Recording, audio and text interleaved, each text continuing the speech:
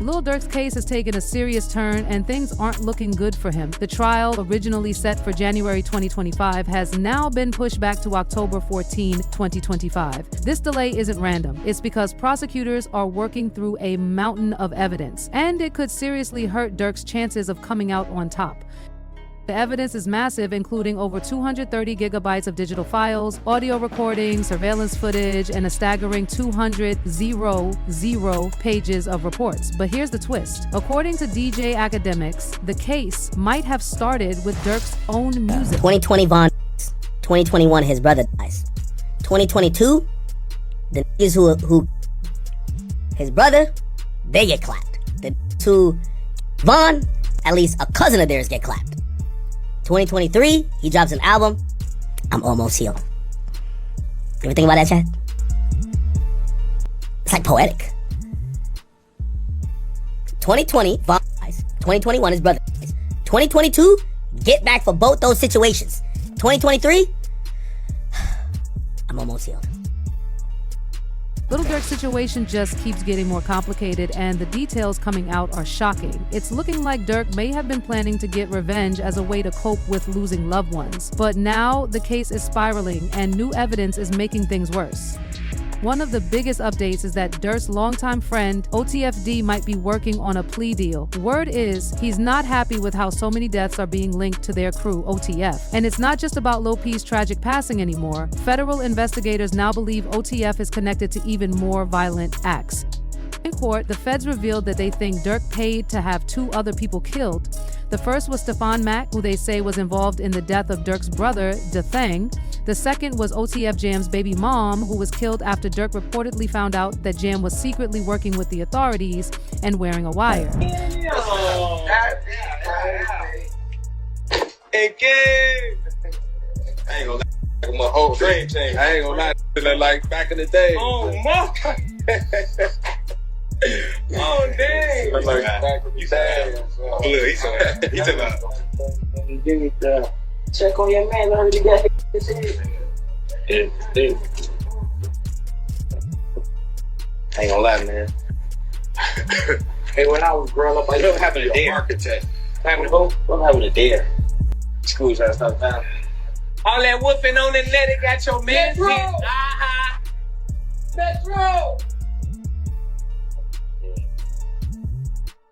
Prosecutors are digging deeper into Lil Durk's past, and new details are coming out. They've uncovered a file that links Durk to a case in Chicago involving the death of Stefan Mack. According to investigators, Mack was allegedly targeted as revenge for the tragic loss of Durk's brother, Dethang, who was killed on January 27, 2022.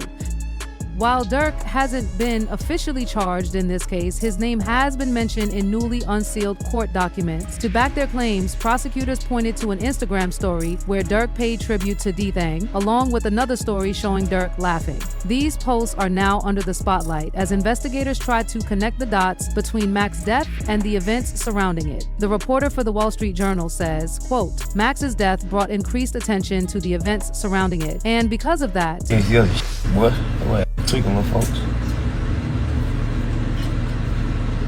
Right.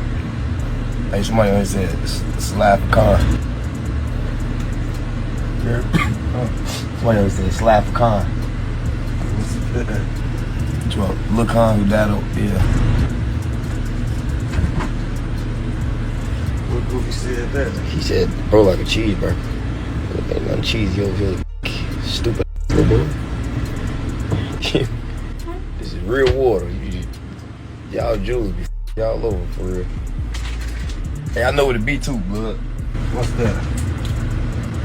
Like everybody be having that cheese, you know? Y'all be doing shout outs, man. You gotta know your jewelry. Like, if somebody want me to give them a shout out for some jewelry, I'm gonna make sure y'all. investigators are working to piece together the timeline of events, and there's talk that the Instagram Live may have taken place on the same day as the incident. But things don't stop there, it actually gets even messier. Brick Baby, someone who's been vocal about the situation, jumped in and made bold claims. He said nobody can say Lil Durk didn't slide for King Von anymore, pointing to the case involving Lul Pab as proof. After Durk's arrest, Brick Baby went live to react to an old interview where he had already mentioned this exact situation. just said. Oh, 5 Chicago gang members with ties to Lil Durk, OTF, accused of being hired to unalive Quando Rondo in the LA incidents where Lul Pab was unalive. Suspects face the penalty if convicted. He said indictment alleged that flights and rental cars were paid with credit cards linked to OTF. But was this an attempted hit or Well, they say that. They put you. Why? Oh yeah, because of Your face. wait, no, like he You died. can't say that no more. Oh, because of FBG Cash. Oh, who? federal charges in California? Nah, because Lil Pab. So this is about the. Oh, what's that? But I'm just saying, they just say you When the can't say feds that. started digging into Lil Durk, one of the first things they found was a video of King Von shopping for jewelry with 2 suspects tied to the OTF case, Dede and Booney. In the clip, they're joking around, saying things like, "Solitary boss, you good, my boy? They got Ree in here, man," referring to someone stepping in with money. This footage has people speculating that revenge for King Von might have been part of the plan.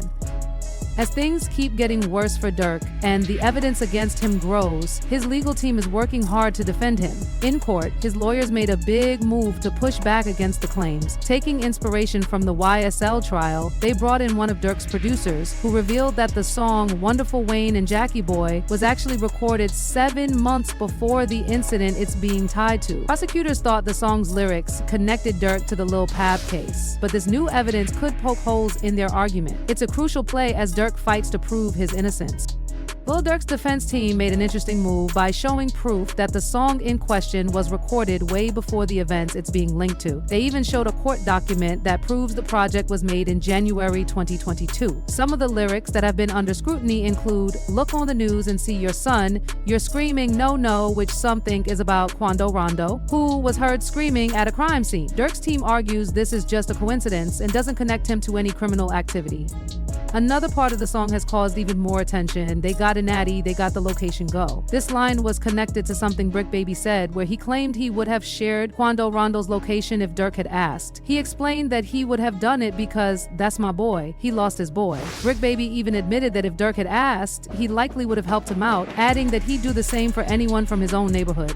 One of the most surprising twists in Lil Durk's case is his sudden prison transfer, which left people wondering what was really going on. Sources say that the transfer happened because of issues in his cell block. Being such a high-profile rapper, Durk was likely targeted by others trying to get at his commissary or money. It's a tough situation that shows just how dangerous being famous behind bars can be.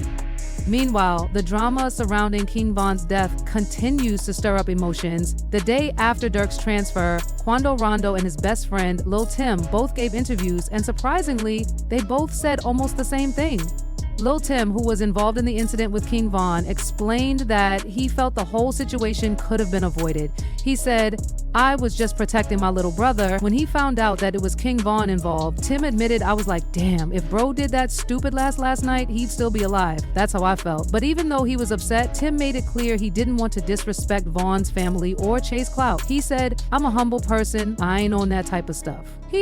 Quando Rondo didn't hold back when talking about the situation with King Von. He made it clear that things didn't have to turn out the way they did, saying if we'd never popped that off, it never would have happened like that. He also pointed out that Durk had stopped looking out for his friends and family, adding, "Whoever's on my side has kids and a mama that love him 100%. Quando believes everything that went down could have been handled much differently. He said it could have been done in the music world, was a song and even $34 million. It could have been handled legit. It's obvious he thinks this whole mess could have been avoided. Recently, Lil Durk learned that his co-defendant, OTF Vonnie, filed for protective custody when they appeared in court together. This news caught the attention of Durk's close friend, Bezu, who went off on Instagram Live. He was clearly upset, saying, "Y'all don't know what's really going on in those courtrooms. People out here spreading false rumors, trying to act like detectives when they don't know anything. It's just weird." Bezu was frustrated by how rumors about OTF Jam and now Vonnie being a snitch were flying around. He added, "Y'all don't even know the truth. You're just running with anything. That's why I stay away from anything illegal. People just want to get others locked up for no reason." But things took another crazy turn when DG Academics weighed in. He spoke on the possibility that OTF Vonnie's move to protective custody might be a sign that he's cooperating with the authorities. With everything happening so fast and so many rumors spreading, it's hard to tell what's really going on behind the scenes. The story is only getting more intense, and we're all left wondering what will happen next. When you come across a headline like Lil Durk found out his co-defendant OGT Vonnie filed for protective custody when they came to court, it's easy to get confused and think, wait, what? It sounds pretty wild, right? And that's why we have these discussions, to dive deeper into what's really going on and get past the headlines. I'm not here to point fingers or make wild claims, but I want to make sure we get the full picture and not just go by what's printed without understanding the truth. A lot of times the headlines are way more dramatic than the actual story. So here's the thing, Lil Durk knew all along that OTF Vonnie wasn't snitching. To clear up the confusion, Vonnie actually made a phone call from jail telling Durk that he wasn't going into protective custody. And to make it even clearer, the caption after that call said, "Just got off the phone with my brother Durk. He's in good spirits, staying positive and trying to keep his head up. Zayn." Lil Durk's phone call with OTF Vonnie has been making a lot of noise. In the call, Vonnie made it clear that he wasn't going into protective custody and just wanted to get back to his kids and family. He said, "We're not glorifying negativity. We're more than just street guys. We're men of honor, and that code stays with us, no matter how much money we have." Vonnie made sure Durk knew that he wasn't trying to hide from anything and wanted to stay with everyone else in general population, just like he always has. Vonnie also told Durk, "I got you, it doesn't matter. We ain't never moved on money except for that first time. After that, everything was history, you know how we do." It was a show of loyalty, telling Durk that no matter what, they've got each other's backs. Some people still think it was a mistake for Durk to let that phone call get out. The idea is that if Durk wanted to speak to the public, he should have just made a statement and moved on. Instead, the back and forth left people confused. It feels like maybe this wasn't the way Durk wanted to communicate with the world. Anything he says goes viral, and even if he was trying to explain himself honestly, it just didn't come across the right way. A conversation felt off, and it didn't sound as clear as it should have. But here's the good news for Durk. His lawyer, Bradford Cohen, who also represents Kodak Black, believes Durk still has a chance in the case involving King Von and Quando Rondo. Cohen says unless members of OTF testify against Durk, he might be able to beat the case. He added, "I'm not ready to say they have a solid case on Durk. They've got a long way to go to prove this conspiracy." So while it's not a done deal yet, Durk has a chance, and it will all depend on how things play out in the courtroom. The fight isn't over, and Durk could still come out on top.